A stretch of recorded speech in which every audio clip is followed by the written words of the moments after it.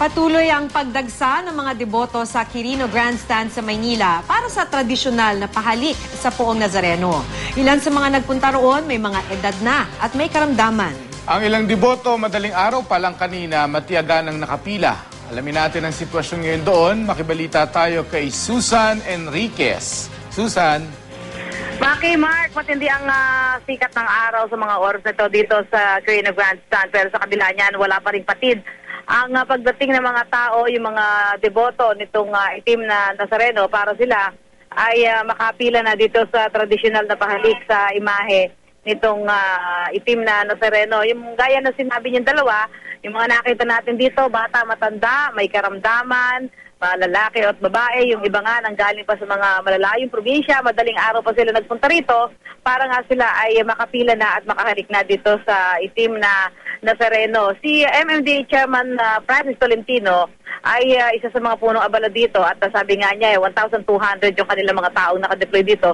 At ang ginawa niya dito para naman hindi masyadong mahirap para doon sa mga may mga senior citizen, doon sa mga may dalang bata, para naglagay sila ng separate lane para doon sa mga senior citizen, doon sa mga disabled at saka sa mga pumupunta rito na may mga dalang bata na yung iba nga halos wala pang 1 taong gulang pero isinama nila, sabi nga ng mga nakausap natin, hindi rin naman nila pwede isama sa prosesyon. Kaya dito man lamang sa pahalik ay maisama nila yung mga maliliit na bata.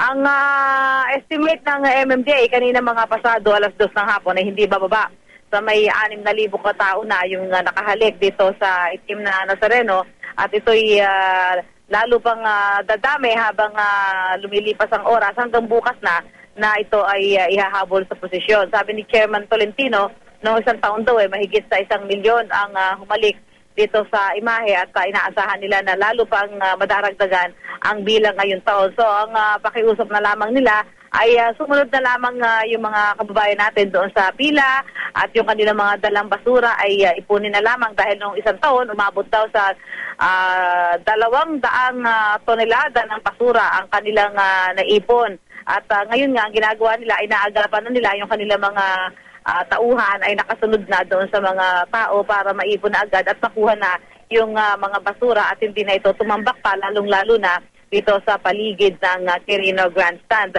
Mabuti naman at kahit pa paano ay paminsan-minsan kumukulimlim dito at ito'y bahagyan nakakapagbigay ng alwan sa mga kababayan natin na nakapila na dito. Bagamat may mga dala sila mga payong, may mga dalang panyo, pero syempre kung matindi yung sikat ng araw ay lalo pa itong medyo ito pa dagdag na kanilang panata para lamang makahalik sa imahen ng itim na Nazareno. Maki, Mark?